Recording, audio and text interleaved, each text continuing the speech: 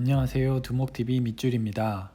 이번에 소개해드리는 책은 유명 사립학교 학생들이 벌인 파티에서 찍힌 사진이 들불처럼 번지며 드러나는 상류층의 민낯과 성폭력, 학폭, 인종차별, 계층 갈등 등 사회 문제를 다루며 독자들에게 정의란 무엇인가를 생각하게 하는 소설 우리가 원했던 것들입니다.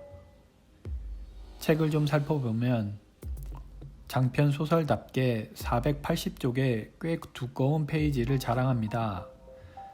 하지만 무거운 주제임에도 몰입도는 상당해서 순식간에 끝을 보게 만듭니다. 단순하게 가해자와 피해자를 구분짓는 복수나 응징 등의 권성징악적 소설이 아니라서 개인적으로는 후련한 맛은 좀 덜했지만 자녀 양육에 대해 진지한 고민과 성찰을 할 수 있기도 했던 소설입니다. 그럼 제 리뷰로 넘어가 보겠습니다. 우리가 원했던 것들.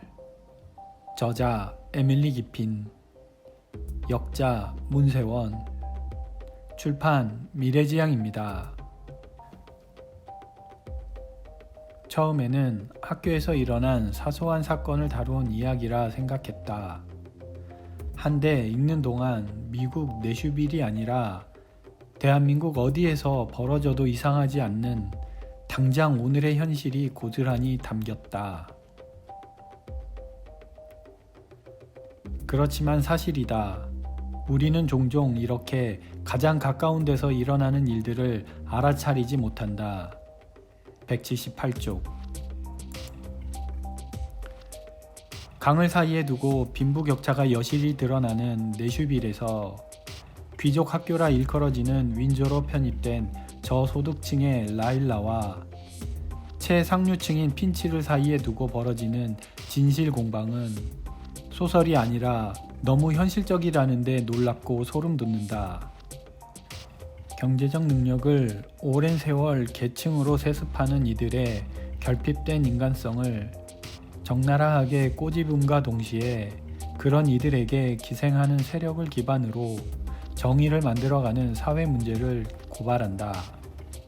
한편 진실을 밝히는 정의구현에 커크를 비롯한 가진 자들의 저급한 방법을 비난하며 자신은 양아치가 아니라 최소한의 양심이나 정의롭다고 믿는 니나와 톰을 통해 과연 정의의 심판은 누가 누구를 위해 어떻게 해야 하는 게 옳은지에 대해 생각하게 한다.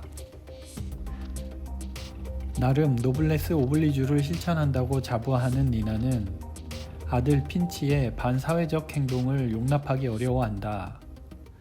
특히 반사회적이고 반인권적인 행동에도 무신경한 모습을 보이는 아들 핀치에게 그맘때 아이들이 철없게 노는 거라는 식의 가진 자의 논리로 적당한 타협을 종용하는 주변의 인식에 그녀가 갈등하는 모습이 현실적이어서 어쩌면 나는 더 불편했을지도 모른다.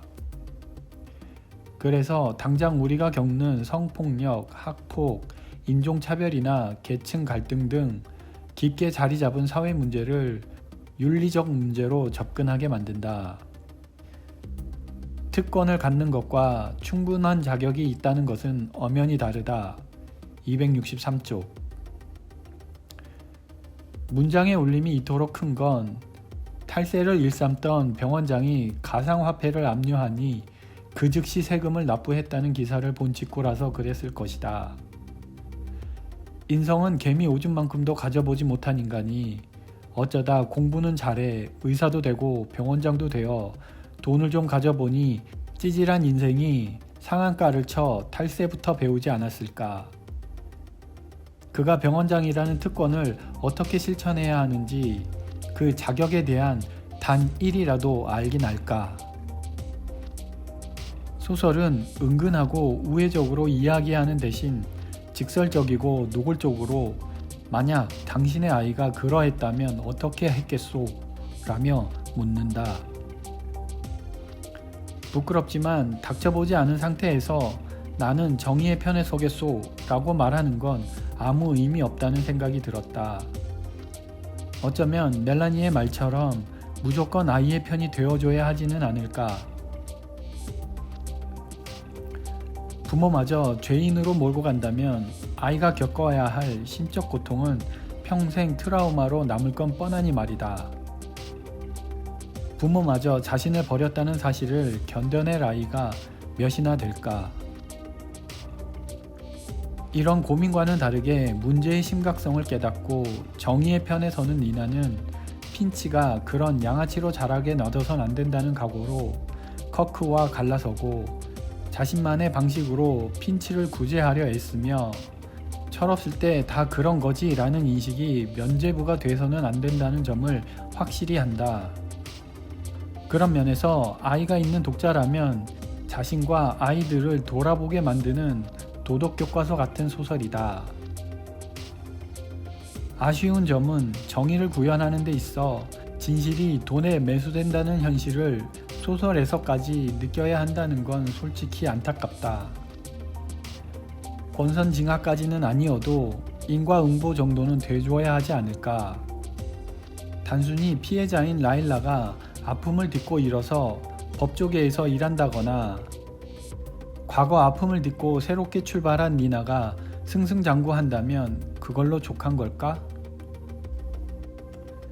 가해자인 핀치와 커크는 아무것도 잃은 게 없고 심지어 가해자와 피해자가 만나 옆자리에 아무렇지 않게 앉을 수 있다면 우린 굳이 정의나 진실을 밝히는데 사활을 걸 필요가 있을까? 그래서 아무것도 잃을 게 없었던 핀치의 사과가 마음에 와닿지 않았다. 그게 설사 진심이었다 하더라도 말이다.